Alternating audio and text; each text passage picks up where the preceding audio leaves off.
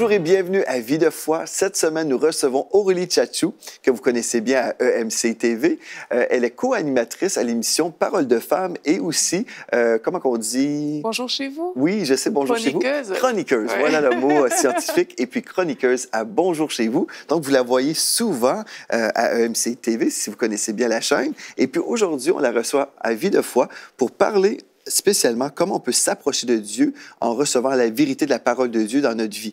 Donc, Aurélie, toi, tu aimes la parole de Dieu. Oui. Oui, tu t'es abandonnée, tu appartiens au Seigneur aujourd'hui et tu vas encourager les gens à la maison vraiment à découvrir vraiment qu'on peut s'approcher de Dieu en s'approchant de sa parole. Exactement, Pasteur Joël. Comme on a vu dans les sessions précédentes, c'est que voilà, on a renoncé à nous-mêmes, on a donné notre vie à Dieu. Maintenant, notre vie ne nous appartient plus, elle appartient au Seigneur Jésus. Et alors qu'on est dans ce processus, on voit qu'une des façons de s'approcher de Dieu, c'est de s'approcher aussi de sa parole. Et on sait, c'est un peu évident quand même, c'est qu'une personne est liée à sa parole. C'est vrai. Quand je parle, c'est moi. Donc de la même manière, Dieu est lié à sa parole. On ne peut pas vouloir s'approcher de Dieu sans s'approcher de la parole de Dieu. Surtout que la Bible nous dit qu'au commencement était la parole, et la parole était avec Dieu, et la parole était Dieu. Ça veut dire que Dieu et sa parole sont étroitement liés. Il y a beaucoup qui ne veulent pas la parole de Dieu, mais qui veulent Dieu. Mais ça ne marche pas comme ça. Quand on entre en relation avec quelqu'un, on ne veut pas juste le corps de la personne et pas ses mots. On prend le tout ensemble. Et c'est pareil avec Dieu aussi. C'est ça, mais c'est vraiment vrai ce que tu dis. Dieu et sa parole font un. Vraiment. Donc, si on veut découvrir le cœur de notre Dieu, on va passer du temps dans la parole de Dieu. Exactement. Et puis, c'est là on va découvrir tellement de richesses. On va découvrir qui est vraiment l'auteur de ce livre. C'est comme ça, finalement. C'est comme si tu m'envoies une lettre, bien, je vais découvrir des choses sur toi. Bon, c'est certain, quand on s'échange des textes, vous écrivez à quelqu'un, bien, les gens vont discerner si vous êtes une personne gentille ou non. C'est la même chose. On va lire la parole du Seigneur, on va voir les valeurs de Dieu, ce que Dieu veut plus que toute autre chose. Et puis, on va découvrir vraiment la nature de notre Père céleste. Oui. Donc, on devrait lire la parole. C'est évident, en fait, dit comme ça. C'est évident. Maintenant, force est de constater que dans plusieurs vies, plusieurs personnes se disent « Mais moi, j'ai envie de la parole de Dieu et tout, mais je n'y arrive pas, et à ci, et à ça. » Et l'une des choses qu'il faut comprendre, en fait, vraiment, comme on est en train de dire que Dieu est lié à sa parole, c'est que Dieu a aussi mis sa parole au-dessus de lui. La Bible nous dit dans le psaume 138, « Car tu as exalté ta parole au-dessus de tout ton nom. » Ça, c'est dans la version Darby. Dans d'autres versions, c'est le verset qui est plus connu sur ta renommée s'est accomplie par l'accomplissement de ta parole. Je préfère la Darby et en anglais aussi. J'aime le texte dans la version King James anglophone, ça dit « Tu as magnifié ta parole au-dessus de ton nom. » Et j'aime ça parce qu'en fait, on comprend que Dieu se soumet lui-même à sa parole. Donc, on peut faire entièrement confiance à la parole de Dieu. Dieu ne contredira jamais sa parole. Il s'est lié lui-même à sa parole. Tout ce qu'il dit, il va l'accomplir. Exactement. Dieu ne va jamais nous demander de faire quelque chose. Il ne va jamais nous dire quelque chose qui est contraire à la parole de Dieu. Et notre part, justement, c'est d'embrasser cette parole-là pour qu'elle devienne aussi notre parole. Dans la vie chrétienne, on veut ressembler à Jésus-Christ. Et Jésus pouvait dire, moi, je ne fais rien que je n'ai vu le Père faire. De la même manière, on peut dire que moi, je ne dis rien que je n'ai vu le Père dire ou entendu le Père dire, et je ne fais rien que je n'ai vu le Père faire. De la même manière, on peut le faire. Et comment est-ce qu'on va faire pour dire ce qu'on a entendu ou pour mener une vie qui est conforme à cette parole si on ne lit pas la parole? Donc, dans ce nouveau style de vie qu'on va avoir, dans le but de se rapprocher du Seigneur, on doit se rapprocher de sa parole. Tu vois, Aurélie, par contre, il y a des gens qui disent, j'aime pas trop la lecture. J'aime Dieu, j'aime aller à l'église, j'aime la louange. Je sais qu'il y a plusieurs chrétiens comme ça. J'aime la louange, ça me fait du bien. Mais lire la Bible, je trouve ça dur, puis je comprends rien. Est-ce que tu as des conseils pour des personnes qui seraient comme ça? Pasteur Joël, il y a tellement d'outils aujourd'hui qui existent, avec la parole de Dieu, on a la Bible audio, qui est disponible même sur EMCI. La Bible audio est disponible. Et puis aussi, il y a tellement de supports, en fait, qui sont faits. Il y a même des portions, juste si on veut juste un livre de la Bible, si on veut juste le Nouveau Testament, il y a des plans de lecture biblique qui se font en audio et vraiment, c'est accessible et c'est disponible. Moi, je pense si on a un désir, on peut. Je connais un homme qui était illettré, mais il a appris à lire en lisant la Bible. Voilà. Tu comprends? C'est que si on a ce désir-là, on veut découvrir la parole de Dieu, mais je pense qu'il faut premièrement commencer avec la révélation que la parole a une valeur. Là. Ouais. Vraiment, si on valorise la parole, on découvre que c'est la vie, c'est la parole de Dieu que je vais recevoir. C'est vraiment une lettre d'amour que Dieu m'a écrite. Bien là, c'est merveilleux. Là, je vais vraiment valoriser cette parole. Je vais vouloir l'apprendre, en fait. C'est comme, je pense à des dames qui sont venues à l'Église, qui sont d'un pays hispanophone. Et puis, je ne sais pas si mon épouse Mathilde t'a raconté ça, mais ces deux dames-là, ou deux, trois femmes sont venues à l'Église, et puis ils ont décidé d'apprendre le français pour suivre l'émission Parole de femmes. Oh, wow! Ouais. Ils ont commencé à écouter Parole de femmes, et puis ils ne comprenaient pas vraiment. Ils ont dit, on va apprendre le français pour découvrir ce que ces femmes-là disent. Wow. Et puis ils sont venus à l'Église, et puis ils se sont présentés, et puis il y avait un accent, certainement, qu'on pouvait entendre. Je me souviens plus c'est de quel pays... hispanophone, mais bref, ces gens-là avaient une soif. Quand on a une soif, on va faire quelque chose. Si on réalise, bien, la parole a une valeur, je vais faire tout ce que je peux, je vais même peut-être apprendre à lire, ou, comme tu dis aussi, on peut commencer à écouter la parole de Dieu en audio, qui est sur EMC TV, et puis on peut même changer de version de Bible. Des fois, les gens ont juste pris la Louis II, ils ne comprennent rien, mais prenez la version en français courant ou d'autres versions.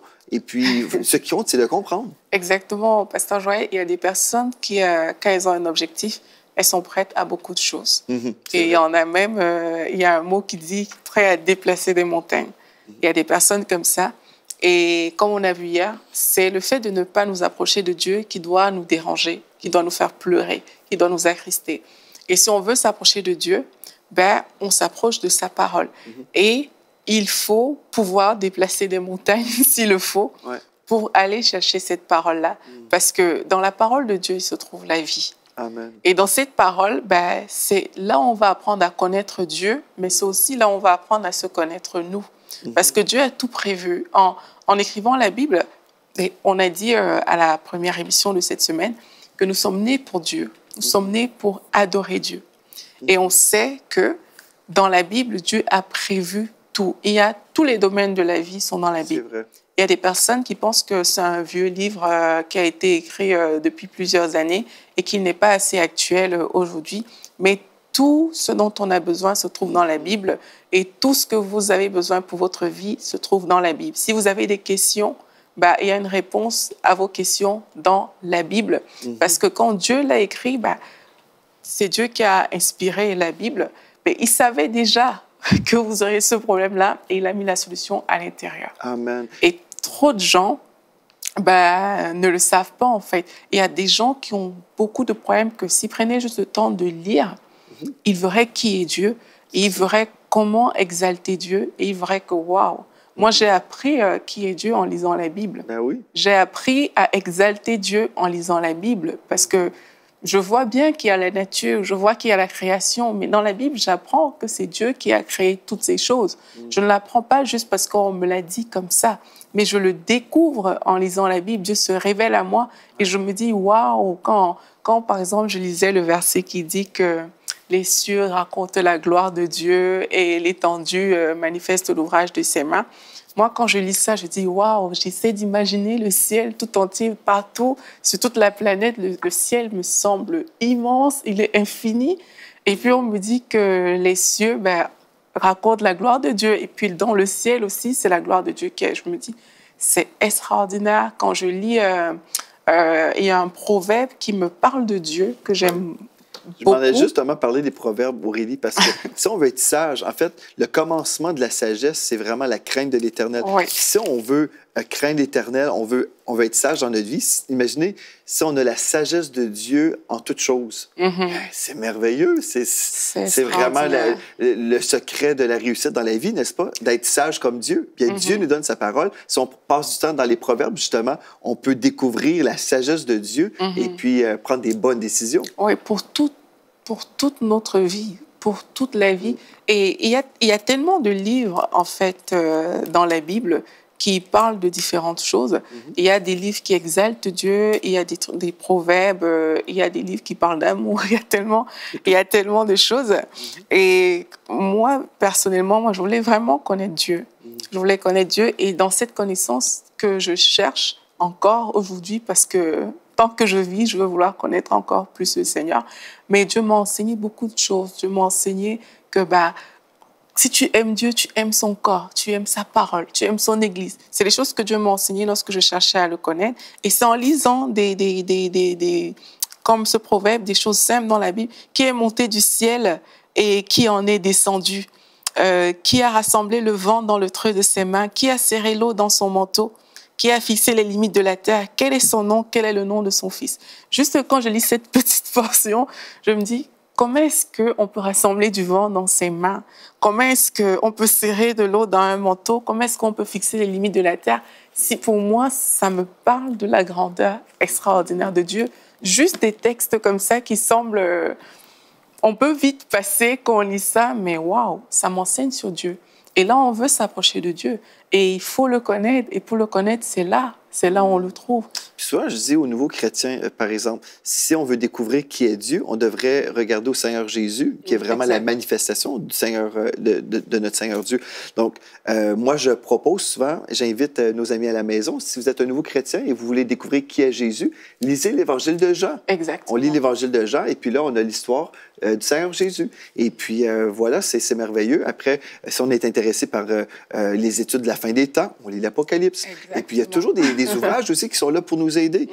Par exemple, moi, j'écris des commentaires bibliques où j'explique chaque verset de l'Apocalypse sur MCTV ou l'Évangile de Jean. Aussi, j'ai un livre, Jésus révélé, où j'explique chaque verset. Donc, il y a tellement d'outils. Si on veut, si on valorise la parole de Dieu, on va investir du temps.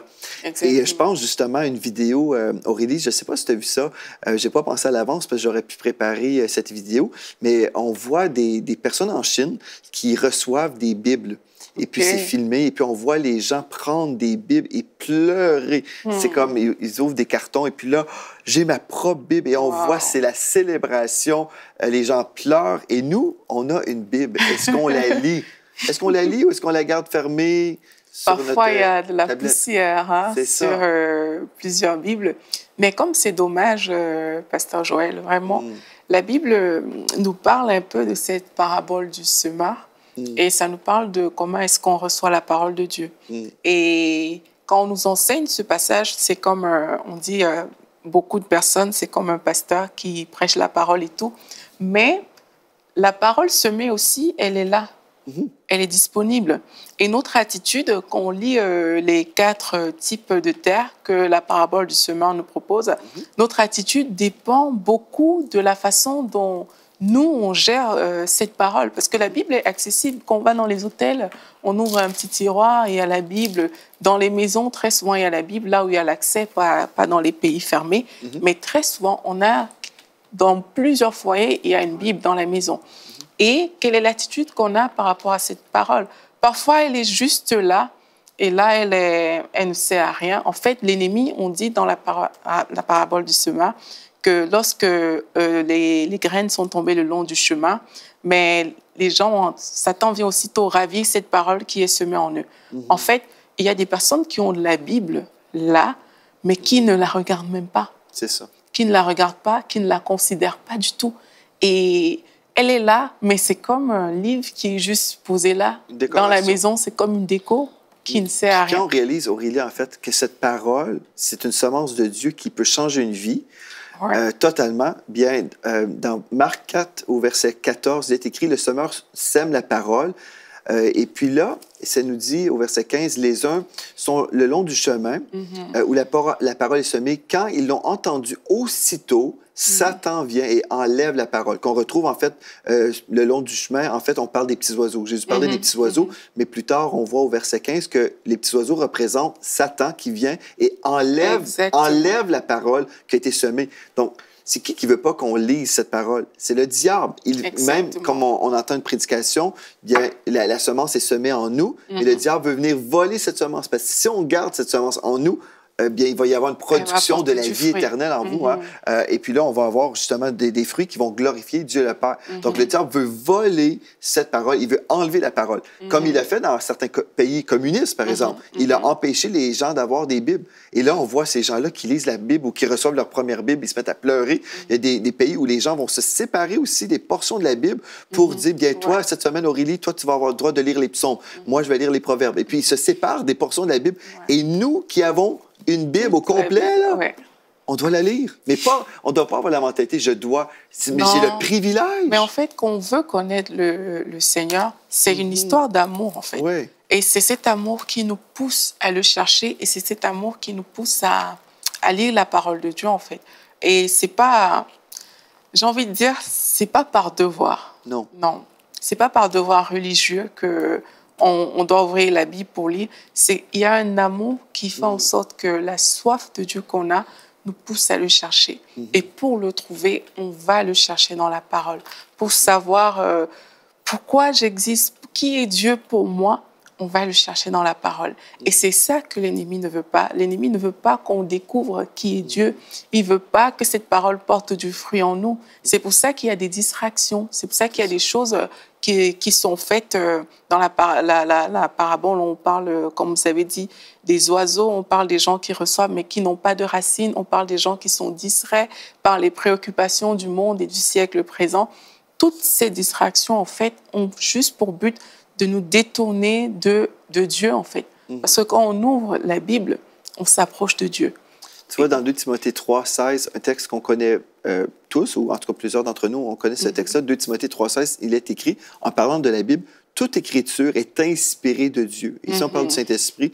Et utile, la parole de Dieu est utile pour enseigner, pour convaincre, pour corriger, pour instruire dans la justice. Amen. Tu vois, l'instruction de Dieu, c'est ça qu'on valorise, afin que l'homme de Dieu soit accompli et propre à toute bonne œuvre.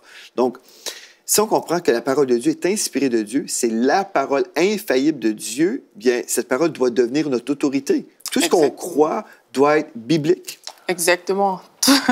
J'ai l'habitude de dire c'est écrit dans la Bible. Oui, oui. Parce que justement, quand on a conscience que tous les domaines de notre vie sont inscrits là-dedans, vraiment, ça change. Et il y a des personnes qui vont dire que non, la Bible a été changée. Moi, quand j'évangélise, je rencontre souvent des personnes comme ça. La Bible a été changée, c'est les hommes qui l'ont écrite. Il y a beaucoup de personnes qui disent ça quand on fait l'évangélisation dans les rues. Mais moi, je dis, on reconnaît un arbre à son fruit. C'est que si ça marche, ce qui est là-dedans, ça veut dire que ça ne peut venir que de Dieu. Si ce qui est écrit, si c'est biblique, si ça marche, si voilà, on me parle de la croix comme on a parlé hier, et que voilà l'œuvre de la croix que je découvre dans la Bible a une valeur pour ma vie et que je vois ces choses arriver, ça veut dire que je suis dans le bon. C'est ça. Mais s'il y avait des choses qui ne fonctionnaient pas, on pourrait se dire « Ah, OK, ben, il y a un problème. » Mais moi, je dis que quelqu'un éprouve la parole de Dieu et que cette personne me dit « Ça n'a pas marché pour ma vie. » Là, ça n'existe pas, en fait. La parole de Dieu est infaillible. Tu vois, en fait, Aurélie, ce que tu dis, c'est entièrement vrai. Mais même pour répondre aux personnes qui disent « Ah, bien, la Bible a été changée, a été modifiée. » Bien, en fait, c'est un argument qu'on pouvait avoir avant les années 40. Mais dans les années 40, on a découvert les manuscrits de la Mer Morte et puis ils ont pu comparer, en fait, le texte que nous avons aujourd'hui avec ce texte-là qui datait des milliers d'années. Et puis, ils ont vu, en fait, que la Bible n'avait pas changé. Donc, on a dit ça, souvent les gens vont argumenter « Ah, la Bible a été modifiée. » C'est faux. Parce que Dieu a préservé sa lettre d'amour. Il a tout fait pour qu'on puisse avoir cette Bible, vraiment parce que c'est le chemin de Dieu pour notre vie. Donc, on peut vraiment croire cette parole. Et moi, ce que j'aime aussi, c'est dans Ésaïe 55, au verset 11, où il est écrit « Ainsi en est-il de ma parole qui sort de ma bouche. Elle ne retourne point à moi sans effet, sans avoir exécuté ma volonté et accompli mes desseins. » Donc, la parole de Dieu est entièrement fiable. Oui, vous sortirez avec joie et vous serez conduits en paix. Pourquoi? Parce que si on a la parole de Dieu, on peut être en paix. Dieu dit vrai. Et j'aime le texte que tu as cité, Aurélie. Dieu a exalté la parole au-dessus de son nom. Donc, Dieu est obligé. Il s'est lui-même soumis. Il a dit, si c'est écrit, vous pouvez me faire entièrement confiance. Peu importe le problème que vous avez, que ce soit la santé ou c'est pas un problème, mais de la maladie plutôt, peu importe, vous êtes éprouvé sur le plan financier, vous avez des querelles dans votre famille, peu importe le problème, si vous trouvez la parole de Dieu, vous pouvez dire, il est écrit, comme Jésus a fait dans le désert, lorsque le diable est venu le tenter. On peut dire, il est écrit, et Seigneur, je te remercie parce que ta parole est vraie dans ma vie. Exactement. Tous les arguments qui sont opposés, Pasteur Joël, c'est des arguments de l'ennemi. C'est l'ennemi qui essaye de distraire. Et aujourd'hui, les personnes à qui on parle, ben, l'ennemi va essayer de les distraire aussi. C'est ça. Et c'est ce que Satan fait tous les jours, en proposant des choses, des activités, des distractions, comme on a vu dans la parabole du semeur. Et en fait, c'est parce qu'on sait, en fait, toute personne qui se soumet à la parole de Dieu, c'est quelqu'un qui accepte que Dieu prenne le contrôle de sa vie. C'est quelqu'un qui est humble. Ouais. Mais dès l'instant où tu sors de la parole de Dieu, en fait, tu es en train de dire à Dieu, mais je peux vivre ma vie sans toi. C'est quelqu'un qui est orgueilleux. On est en train de dire à Dieu, ben, c'est vrai, tu as donné ta parole, mais je choisis de ne pas la consulter, je choisis de faire à ma propre tête. Et là, on devient orgueilleux, et ça, c'est l'un des buts que l'ennemi veut atteindre. C'est de nous éloigner de la parole de Dieu, parce que Dieu résiste à l'orgueilleux. Dieu résiste à celui qui ne veut pas se soumettre à sa parole, à celui qui n'est pas humble. Mais la Bible nous dit aussi que l'humilité précède la gloire. Mais l'humilité, c'est cette soumission qu'on a vis-à-vis de Dieu, cette soumission entière à sa parole. Seigneur, ce que tu dis, c'est ce que je veux faire. C'est ça un cœur humble, en fait. Et dès l'instant où on ne considère pas cette parole, mais on devient orgueilleux, on ne peut pas vivre la gloire de Dieu, on ne peut plus s'approcher de Dieu parce qu'il y a résistance quelque part. Il y a cet orgueil qui s'est installé parce qu'on a mis la parole de Dieu de côté. Et c'est l'un des buts de l'ennemi. C'est ça qu'il veut. On est dans un... En fait, quand l'ennemi nous oppose la tentation, il veut juste qu'on s'éloigne de la parole de Dieu. Parce que justement, Dieu s'est soumis à sa parole. Il veut qu'on s'éloigne de la parole de Dieu. Par exemple, imaginez, vous recevez des insultes. L'ennemi aimerait que vous répondiez du tic au tac. Parce qu'en faisant ça, il trouve une porte d'entrée. Il trouve, si on répond comme ça, on se met sous le joug directement de Satan. Mais lorsqu'on adopte une attitude humble, qui est celle de la parole, qui dit bénissez ceux qui vous maudissent. Mais là, tu commences à bénir. Là, tu es sous le joug de Dieu. Et là, la gloire vient avec ça, parce que l'humilité précède la gloire. Mais dès qu'on rate ce moment-là, ben, c'est comme ça qu'on se retrouve dans la vie en train de... On est sous des jours qu'on ne comprend pas. Mais c'est parce qu'on ne s'est pas humilié. C'est parce qu'on n'est pas allé chercher dans cette parole-là. Et c'est ce que Dieu nous demande de faire. Dieu résiste aux orgueilleux, aux personnes qui délaissent sa parole. Donc, on n'a pas... c'est pas une option. La parole de Dieu, c'est ce qu'il faut pour notre vie. Et c'est un des enjeux vraiment sur lequel Satan joue pour distraire. Quand il y a quelque chose comme ça, quand il y a une parabole, comme la parabole du semeur qu'on a lue, et on voit que Satan est actif sur 3 terres différentes pour agir, pour venir voler, pour amener des distractions, ça veut dire que c'est un enjeu majeur. On ne peut pas juste l'esquiver. Il y a quelque chose de glorieux qui se cache là-dedans et c'est à nous d'aller le chercher. Puis on doit entièrement se soumettre à la parole de Dieu. Pas juste la parole écrite, mais aussi la parole dans notre cœur que Dieu va nous donner. J'écoutais hier un témoignage en fait d'un homme de Dieu. Et dans sa famille, il y avait une situation où quelqu'un de la famille était tombé malade. Et puis là, sa mère lui dit « Viens vite, là, on doit se rendre à l'hôpital parce que là, telle personne dans la famille, je pense que c'était son oncle, est en train de mourir. Il faut vraiment se presser. » Et puis le Saint-Esprit lui a dit « Sois calme. » Et puis là, c'était pas vraiment normal pour la mère qui lui dit « Allez, là, il faut se presser. » Il dit « En fait, je pense que je vais prendre le petit déjeuner. » Quoi? Il dit « Oui. » Et puis là, il a mangé des œufs. Et puis il disait, en fait, parce que le royaume des ténèbres, il disait aussi, le diable voulait le perturber, lui enlever sa paix. Et le Saint-Esprit lui disait, non, tu vas te calmer, ne sois pas perturbé. Donc, on doit recevoir cette parole-là. Finalement, la fin de cette histoire dit, il a même dit à sa mère, en fait, je vais aller changer ma chemise, elle est un peu sale, je vais chercher une chemise fraîche. Et puis là, sa mère dit, ah, mais c'est pas possible, mais qu'est-ce que tu fais? Finalement, il s'est rendu à l'hôpital et puis l'oncle était décédé. Mais là, à cause, il était obéissant à l'écoute de Dieu, bref, le Saint-Esprit l'avait dirigé, il a imposé les mains et puis cet homme-là est revenu à la vie. Ah, gloire à Dieu. Mais en fait, le diable veut nous perturber, il veut nous faire peur. Mais ce qu'on veut faire, c'est déposer la parole de Dieu en nous et puis aussi être à l'écoute de la parole de Dieu qui va nous parler aussi pour des situations de la vie. On veut vivre des résurrections, on veut vivre la gloire de Dieu. Mais est-ce qu'on veut prendre le temps juste de déposer sa parole et ensuite aussi développer notre oreille spirituelle pour entendre ses directives?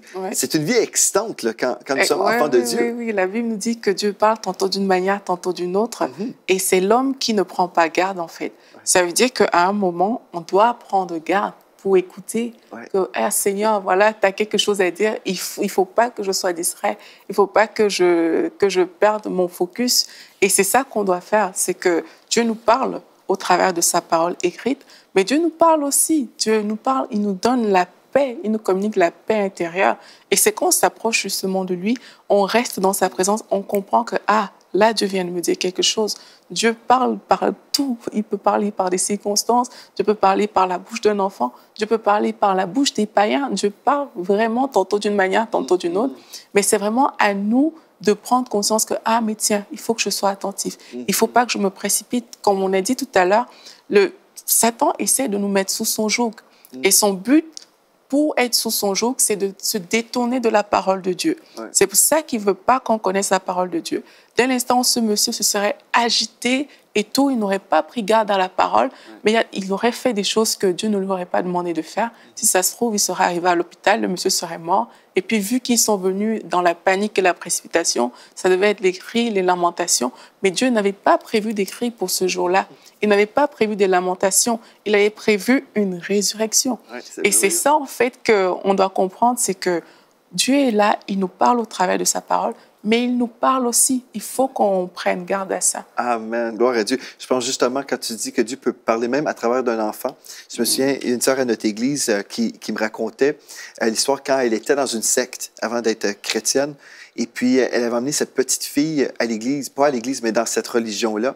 Et puis, un jour, la petite fille lui dit, « Grand-maman, oui. » Elle dit, « Jésus n'est pas ici. » Oh! C'était spécial. Et c'est à cause de cet enfant-là qu'elle a trouvé notre Église. Donc, on dit gloire à Dieu parce que oui, Dieu parle par sa parole.